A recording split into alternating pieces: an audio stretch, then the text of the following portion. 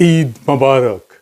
ছাত্র শিবির বিপুল ভোটে ডাকসুতে জিতছে। এই বিজয় ছাত্র শিবিরের না, এইটা মজলুমের বিজয়। আমি 20 আগস্ট লিখছিলাম গত মাসে, ডাকসু নির্বাচন নিয়ে আমার প্রেডিকশন বলি, ছাত্র শিবির ভিপি জিএস সহ বেশিরভাগ আসনেই জিতবে। হলগুলোতে কিছু আসন ভাগাভাগি হবে। শিবিরের বিজয় হবে ফেনোমেনাল, ভোটের তফাৎ হবে প্রচুর। এই নির্বাচন শেষ পর্যন্ত বাঙ্গু সেকুলার এস্টাবলিশমেন্ট হইতে দেবে কিনা এটা দুশ্চিন্তা। খুব খারাপ কিছু ঘটায় নির্বাচন স্থগিত করে দিতে পারে। বিশেষ করে বামেরা শেষ মুহূর্তে নির্বাচন বয়কট করতে পারে। একটা ইসলামপন্থী দল ফেয়ার নির্বাচনে জিতে আসবে, এর চাইতে বড় দুঃস্বপ্ন বাঙ্গু প্রগতিশীল বা ভারত বা পশ্চিমাদের নাই। কিন্তু ঠিকভাবে নির্বাচন হইলে এইটা ফলাফল হবে বাংলাদেশের রাজনীতিতে সুদূর প্রসারী। সেটা শুধু বাঙ্গু প্রগতিশীলরা না, সম্ভবত ইসলামপন্থীরাও ঠাউর করতে পারতেছে না। যা বলছিলাম তাই হয়েছে, তাই না? এই ফলাফল বাংলাদেশের সেকুলার এস্টাবলিশমেন্টের জন্য এক ভয়ানক দুঃসংবাদ। পুরা সেকুলার এস্টাবলিশমেন্ট কিন্তু দাঁড়াইছিল শিবিরের বিরুদ্ধে। শেষ রক্ষা হয় নাই। এখন আসেন আমরা দেখি এই ফলাফল আসলে কি বার্তা দিচ্ছে। বার্তা হইতেছে বাংলাদেশে ইন্ডিয়ান ন্যারেটিভ পুরোপুরি পরাস্ত হয়েছে। আলহামদুলিল্লাহ। বাংলাদেশে এই প্রজন্ম যতদিন থাকবে ততদিন ইন্ডিয়ান ন্যারেটিভ আর মাথা তুলতে পারবে না। কিন্তু ছাত্র দলের পরাজয়কে অবশ্যম্ভাবী ছিল না। ছাত্রদল এই নির্বাচনে জিতে যাইতে পারত, ডাকসু তাদেরই হইতো। হয় নাই কারণ তাদের নির্বুদ্ধিতা, রাজনৈতিক অপরিপক্কতা এবং বেকুবের মতো আত্মবিশ্বাসের কারণে তাদের এই ভরাডুবি। বিএনপির এই ভরাডুবির পেছনে আছে বিএনপির কান্ধে চেপে বসা কিছু রাজনীতির জ্ঞানহীন মানুষ, অপদার্থ মানুষ। আমি একসময় দেখাইছিলাম, আজ তাদের ক্ষমা দেখায় পরিচিত করে দিতে চাই না, এরা হাতে ধরে বিএনপিকে গাড্ডায় ফেলছে। তাও একজনকে দেখেন কইছিল শিবিরের ভরাডুবি হবে, তৃতীয় বা চতুর্থ হবে শিবির। এরা হইতেছে পলিটিক্যাল অ্যানালিস্ট, বিএনপির বুদ্ধিজীবী। ভাবেন তাইলে কি অবস্থা বিএনপির। নাই বনে শিয়াল রাজা। এরাই বলছিল ছাত্রীদের হলে শিবির জিতবে না, জিতছে তো বটেই। রোকেয়া হলে সাদিক কায়েমের নাম ঘোষণা হইলে কেমন আনন্দে উল্লাস করে উঠছে ছাত্রীরা দেখেন। জামালউদ্দিন খানের 26, মোহাম্মদ শাফিউর রহমান 16, মোহাম্মদ বিরিয়ানি মোল্লা 6, মোহাম্মদ আতাউর রহমান শিবন 1, মোহাম্মদ আমিনুল ইসলাম খান 199, মোহাম্মদ আবু সাদিক খানের 966।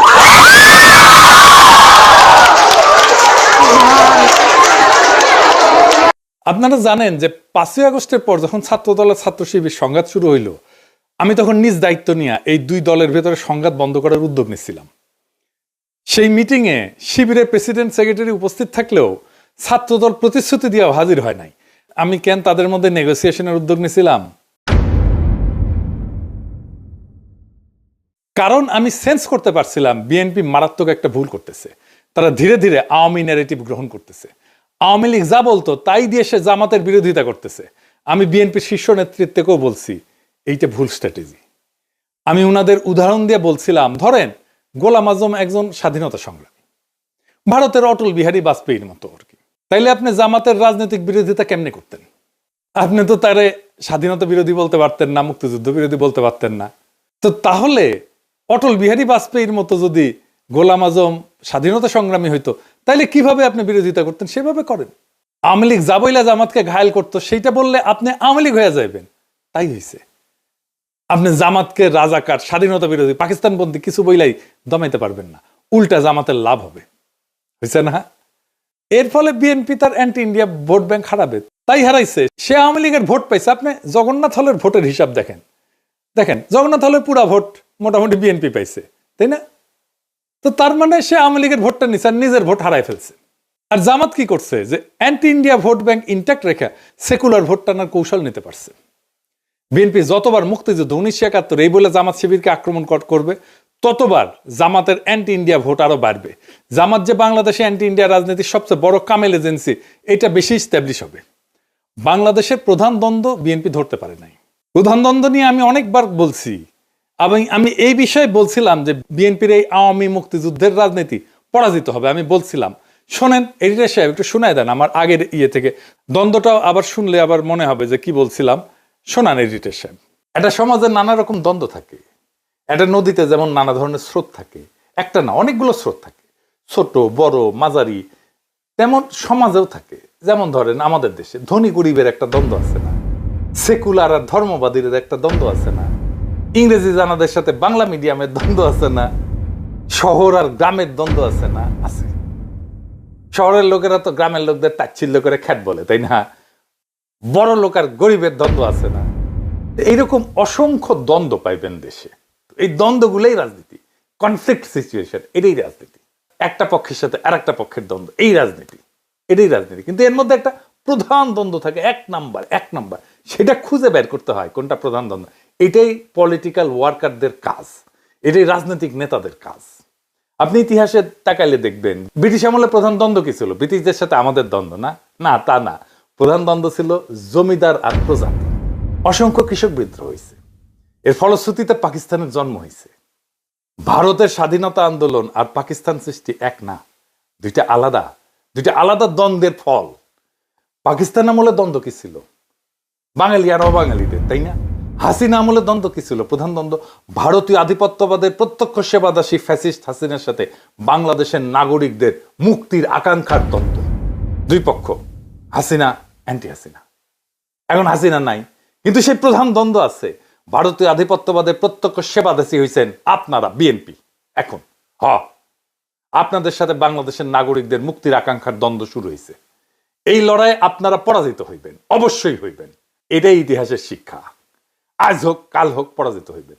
ইন্ডিয়ান সালসা খাইয়া যারাই বাংলাদেশের রাজনীতি করতে আসবে ধ্বংস হইয়া যাবে। যেই আসুক, যত বড় দল আসুক, মাথাতে রেখেন, কামে দিবে। যত কৌশল নেন আমাদের বিরুদ্ধে, কোনোটাই কোনো কাজে দিবে না, কোনো কাজে দিবে না। তো বলছিলাম, যত কৌশলই নেন না কেন, কোনোটাই কাজে দিবে না। কাজে দেয় নাই। ভারতীয় বয়ান জয় বাংলা হয়ে গেছে। ইন্ডিয়া যে হারছে সেটা নিঝুম মজুমদারের আহাজারিতে শোনেন। ইলেকশনের আগে সে বাক্যধারী ছিল, সে বলছিল যে ওরাও হারবে, আপনারাও হারবেন, মানে বিএনপি করছে আর কি। শুনেন, শুধু আপনার বিবেচনার উপর একটু ছেড়ে দেই। Now it is your call, it's your take. সিদ্ধান্ত আপনার। কালকে নির্বাচন, প্রশ্নের জবাবটা আপনারাই দিয়ে দেন। যদি জামাত শিবির নির্বাচিত হয়, হেরে গেছি, আপনারাও আমরাও সম্মিলিতভাবে। প্লিজ হেরে যায়েন না। তো বিএনপি কেন এইভাবে দুর্বল হয়ে গেল?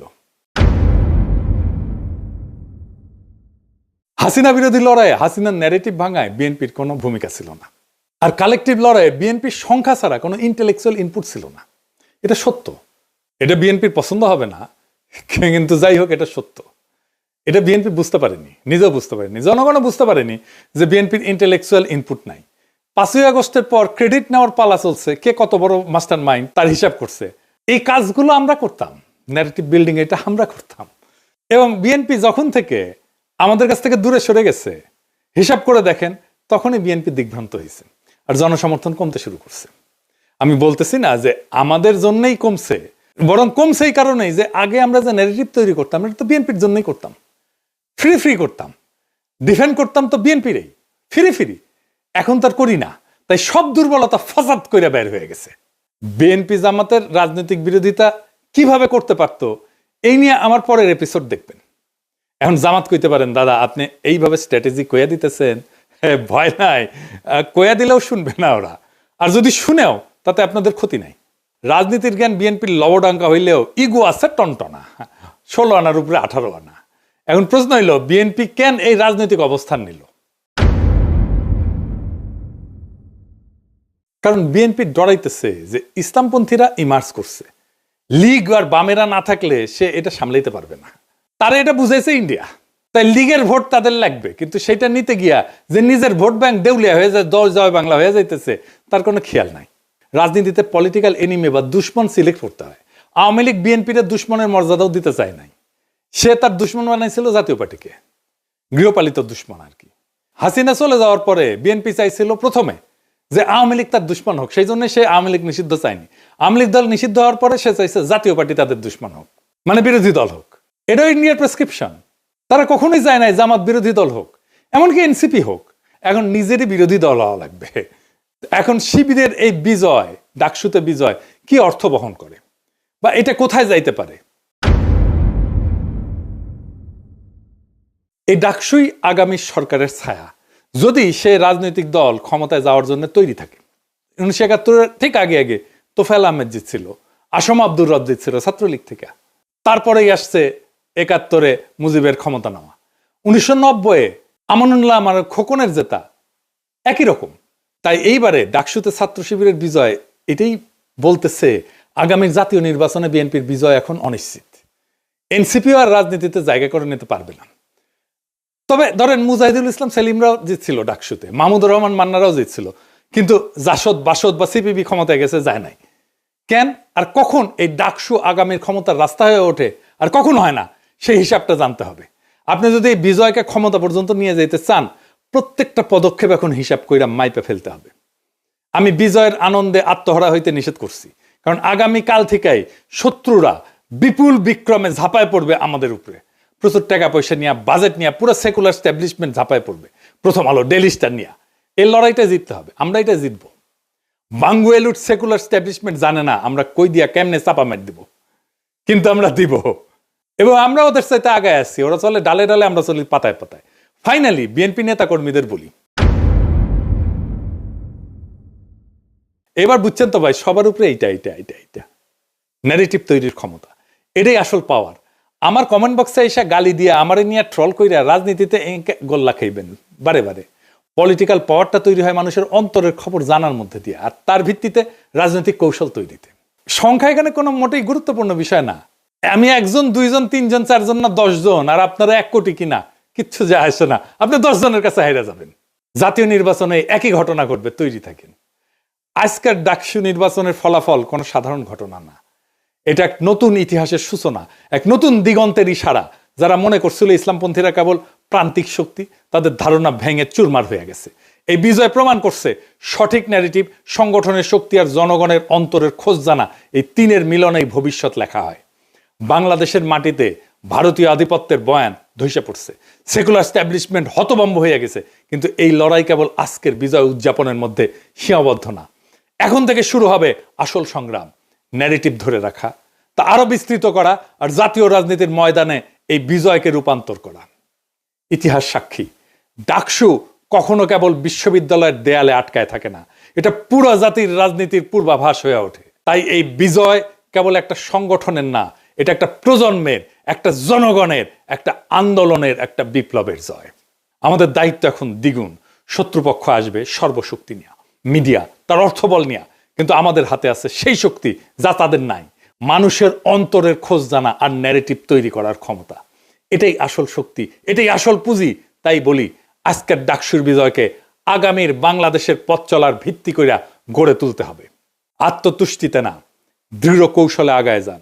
শত্রুর আঘাতকে ভয় না, বরং প্রেরণা বানান, কারণ এই প্রজন্ম প্রমাণ করে দিচ্ছে বাংলাদেশের রাজনীতির আগামী দিনে আর কোনো ভারতীয় বয়ান না, জয় হবে কেবল বাংলাদেশি নাগরিকদের মুক্তির বয়ানের। এই পথেই মুক্তি, এই পথেই ভবিষ্যৎ। ইনকিলাব জিন্দাবাদ।